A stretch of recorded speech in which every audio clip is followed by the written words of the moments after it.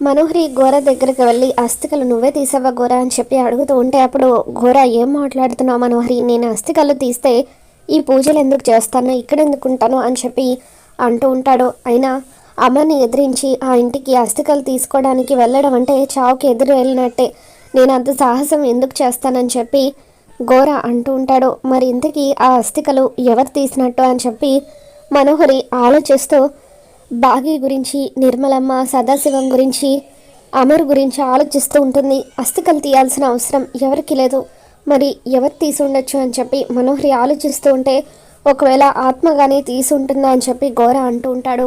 ఆత్మకు స్పర్శ శక్తి లేదు కదా ఘోర, అందుకే తను అస్థికలు తీయలేదు అని చెప్పి మనోహరి అంటూ ఉంటే మరైతే ఆ అస్థికలు ఎవరు తీసినట్టు చూడు మనోహరి, ఆ అస్థికలు లేకపోతే నువ్వు నేను చీకట్లోకి వెళ్ళిపోవాల్సి వస్తుంది అని చెప్పి ఘోర ఇక ఆవేశంగా అక్కడున్న పసుపు కుంకుమలను చెల్లా చెదరగా చేస్తూ ఉంటాడు. మరోపక్క గుప్తా లాన్లో అటు ఇటు తిరుగుతూ ఉంటాడు. యమధర్మరాజా ప్రభు అని చెప్పి అలా గుప్తా అరుస్తూ ఉంటే ఆకాశంలో నుండి యమధర్మరాజు ప్రత్యక్షమవుతారు. ఆ బాలిక అస్థికలు కనిపించడం లేదట, ఏమిటి ఈ పరీక్ష, అసలు ఆ అస్థికలు ఎవరు తీశారు అని చెప్పి అంటూ ఉంటే అప్పుడు యమధర్మరాజు ఆ అస్థికలు ఎక్కడికి పోలేదు గుప్తా, ఇంట్లోనే ఉన్నాయి అని చెప్పి అంటూ ఉంటారు. ఇంట్లోనా, మరైతే ఆ అస్థికలు తీసింది ఎవరు అని చెప్పి గుప్తా అంటూ ఉంటే అప్పుడే యమధర్మరాజు ఆకాశంలో నుండి మాయమైపోతారు. ఇక ఇంతలో ఆరు గుప్తా గారు అంటూ ఇక అలా ఆనందంతో పరిగెత్తుకుంటూ వచ్చి నా అస్థికలు కనిపించడం లేదట, అసలు ఎవరు తీశారో మాయా దర్పణం ద్వారా తెలుసుకోండి, లేదంటే మీ అంగుళికం ఉంది కదా దాని ద్వారా తెలుసుకొని అసలైన దొంగ ఎవరో కనిపెట్టండి అని చెప్పి ఆరు అంటూ ఉంటుంది. ఇక దాంతో గుప్తా ఆ విషయం తెలుసుకుందామనే మా యమధర్మరాజు గారిని పిలిచాను, ఆయన వచ్చి నాతో చెబుతూ ఉండగా నువ్వు వచ్చి మొత్తం కూడా చెడగొట్టేశావు అని చెప్పి గుప్తా అంటూ ఉంటాడు. ఇక దాంతో ఆరు ఏంటి గుప్తా గారు మీరు అనేది, మీరు ఆకాశంలోకి చూస్తూ మాట్లాడేది యమధర్మరాజు గారితోనా, నేను ఇంకా మీరు అప్పుడప్పుడు మీలో మీరు మాట్లాడుకుంటారు కదా అలా మాట్లాడుకుంటున్నారేమో అనుకున్నాను అని చెప్పి ఆరు అంటూ ఉంటుంది. ఇంతకీ యమధర్మరాజు గారు అస్థికలు ఎవరు దొంగిలించారో చెప్పారా అని అంటూ ఉంటే అస్థికలు ఎవరు దొంగిలించారో చెప్పలేదు, కానీ ఆ అస్థికలు ఇంట్లోనే ఉన్నాయని మాత్రం చెప్పారు అని గుప్తా అంటూ ఉంటాడు. గుప్తా గారు నేనైనా కొంచెం బెటర్, ఎందుకంటే నేను నా స్పర్శ శక్తితో కొన్ని మంచి పనులైనా చేశాను, మీకు శక్తులు ఉన్న ఒకటే లేకున్నా ఒకటే, దొంగ ఎవరో కనిపెట్టమంటే తెలియదని అంటున్నారు అని చెప్పి ఆరు అంటూ ఉంటుంది. మరోపక్క బాగి డైనింగ్ టేబుల్ దగ్గర భోజనానికి కావాల్సినవన్నీ కూడా సర్దుతూ ఉంటుంది. ఇక రాతోడు గురించి ఆలోచిస్తూ ఈ రాతోడు ఎక్కడికి వెళ్ళిపోయాడో ఏంటో, ఫోన్ కూడా తీసుకువెళ్ళలేదు, నేను ఒకటి చెప్తే ఈ రాతోడు ఒకటి చేశాడు అని చెప్పి బాగి ఆలోచిస్తూ ఉండగా ఇక అప్పుడే రాతోడు కూరగాయలు తీసుకొని ఇంట్లోకి వస్తాడు. ఇక బాగి రాతోడిని కిచెన్లోకి తీసుకెళ్ళి ఏంటి రాతోడు నేనేం చెప్పాను, నువ్వేం చేసావు అని చెప్పి అంటూ ఉంటే నువ్వే కదా మిస్ అమ్మ కూరగాయలు తెమ్మని చెప్పావు, నువ్వు చెప్పినట్టుగానే కూరగాయలు తీసుకురావడానికి వెళ్ళానని రాతోడు అంటాడు. నేను అడుగుతుంది ఇప్పుడు గురించి కాదు, నిన్న రాత్రి గురించి. మనోహరి అస్థికలు తీస్తుందని తెలిసి అస్థికల దగ్గర సీసీ కెమెరా ఫిట్ చేయమని చెప్తే నువ్వేకంగా అస్థికలే లేకుండా చేసావా అని చెప్పి బాగి అంటూ ఉంటుంది. లేదు మిస్ అమ్మ నేను అస్థికలు తీయలేదు అని చెప్పి రాతోడు అంటూ ఉంటాడు. మరైతే ఆ అస్థికలు ఎవరు తీసినట్టు అని చెప్పి బాగి అంటూ ఉంటుంది. ఒకవేళ ఆ మనోహరియే తీసి ఉంటుందేమో అని చెప్పి రాతోడు అంటూ ఉంటే లేదు రాతోడు మనోహరి అస్థికలు తీయలేదు, ఎందుకంటే ఆయన ఉదయం అస్థికలు పోయాయని చెప్పగానే నేనెంతలా షాక్ అయ్యానో, అత్తయ్య గారు మామయ్య గారు ఎంతలా షాక్ అయ్యారో ఆ మనోహరి కూడా షాక్ అయింది. పైగా మనోహరి వెంటనే ఇంట్లో నుండి బయటకు వెళ్ళిపోయింది.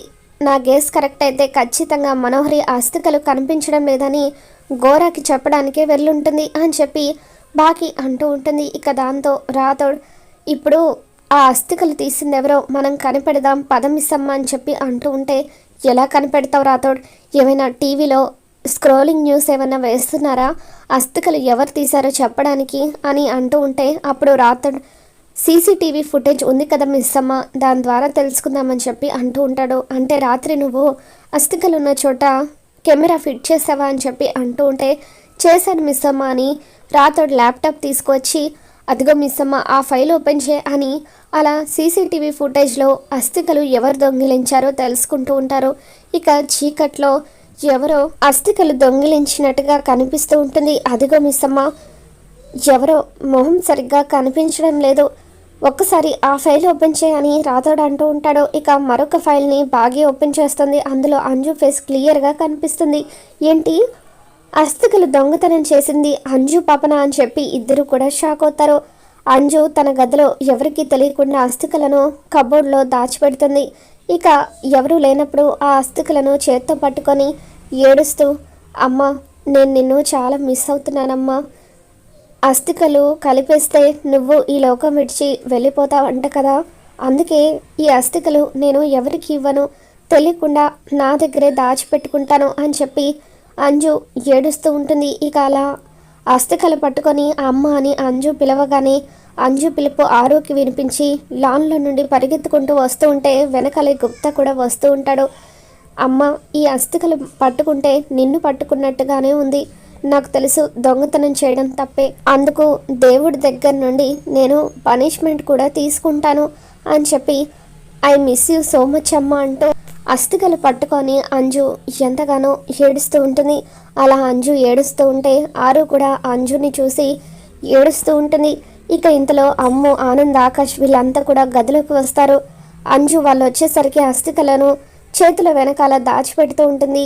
ఏంటంజు నీ చేతిలో ఏముంది, నువ్వు వచ్చేసరికి ఏం దాచిపెడుతున్నావు అని చెప్పి అడుగుతూ ఉంటే ఏం లేదని అంజు అంటూ ఉంటుంది. లేదు నువ్వు అబద్ధం చెబుతున్నావు, మేము వచ్చేసరికి నువ్వు చేతుల వెనకాల ఏదో దాచిపెడుతున్నావు అని చెప్పి అమ్ము వాళ్ళు అంటూ ఉంటారు. మర్యాదగా అదేంటో చూపిస్తావా లేదా అని అమ్ము వాళ్ళు అడుగుతూ ఉంటే అప్పుడు అంజు అస్థికలను చూపిస్తుంది. ఏంటి అస్థికలు దొంగలించింది నువ్వా, ఉదయం నుండి డాడీ అస్థికలు కనిపించకపోవడంతో ఎంత కోపంగా ఉన్నారో తెలుసా అని చెప్పి మర్యాదగా ఆ అస్థికలు తీసుకొచ్చి డాడీకి ఇవ్వు అని అమ్ము ఆనంద్ ఆకాష్ వాళ్ళు అంటూ ఉంటే లేదు లేదు నేను ఇవ్వను, ఈ అస్థికలు ఇచ్చేస్తే డాడీ వాళ్ళు నదిలో కలిపేస్తారు, అప్పుడు అమ్మ మన చుట్టూ ఉండదు కదా, మనతో పాటు ఉండదు కదా, ఈ అస్థికలు నాతో పాటు ఉంటే అమ్మ నాతో పాటే ఉన్నట్టుగా ఉంటుంది అని చెప్పి అంజు అంటూ ఉంటుంది. అప్పుడు ఆనంద్ ఆకాష్ వాళ్ళు ఇది మన మాట వినదు కానీ వెళ్ళి డాడీకి చెప్తాం పదక్క అని చెప్పి అంటూ ఉంటారు. లేదరా అంజు నా మాట వింటుంది అని చెప్పి అమ్ము అంజు దగ్గరకు వచ్చి అస్థికలు ఇవ్వు అని చెప్పి అడుగుతూ ఉంటుంది. నేను ఇవ్వను అని అంజు అంటూ ఉంటే అమ్ము అంజు దగ్గర నుండి లాక్కునే ప్రయత్నం చేస్తూ ఉంటుంది.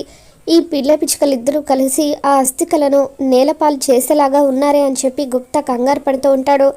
ఇక అలా అస్థికలు గాల్లో ఎగురుతూ కింద పడబోతూ ఉంటే అమర్ అక్కడికి వచ్చి క్యాచ్ పట్టుకుంటాడు. ఇక అమర్ని చూడగానే అంజు వాళ్ళు ఎంతగానో కంగారు పడిపోతూ ఉంటారు.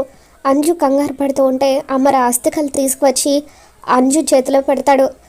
అస్థికలు నీతో ఉంటే అమ్మ నీతో పాటే ఉన్నట్టుగా ఉంటుంది కదా, నిజం చెప్పాలంటే నీలాగే అమ్మని పంపించడం నాకు కూడా ఇష్టం లేదు, అమ్మ మనతో పాటే ఉందని తెలిసిన దగ్గర నుండి నేను నీలాగే ఎంత సంతోషంగా ఉన్నానో తెలుసా, కానీ మనం సంతోషంగా ఉన్నాం సరే, కానీ అక్కడ అమ్మ ఒంటరిగా బాధపడుతుంది, ఒకవేళ నీకు జ్వరం వస్తే ఏమీ చేయలేక బాధపడుతూ అలా చూస్తూ ఉంటుంది, అదే ఒకవేళ నువ్వు స్పోర్ట్స్లో గెలిస్తే నిన్ను అప్రిషియేట్ చేయలేక బాధపడుతుంది, ఒకవేళ నువ్వు ఓడిపోతే నీకు ఓదార్పుని ఇవ్వలేకపోతున్నానని ధైర్యం చెప్పలేకపోతున్నానని బాధపడుతుంది అంటూ అందుకే అమ్మని బాధ పెట్టడం కంటే తనకు ఎంతో ఇష్టమైన దేవుడి దగ్గరికి పంపించేయడం బెటర్ కదా అని అలా అమర్ అంజుకి నచ్చ చెబుతూ ఉంటాడు.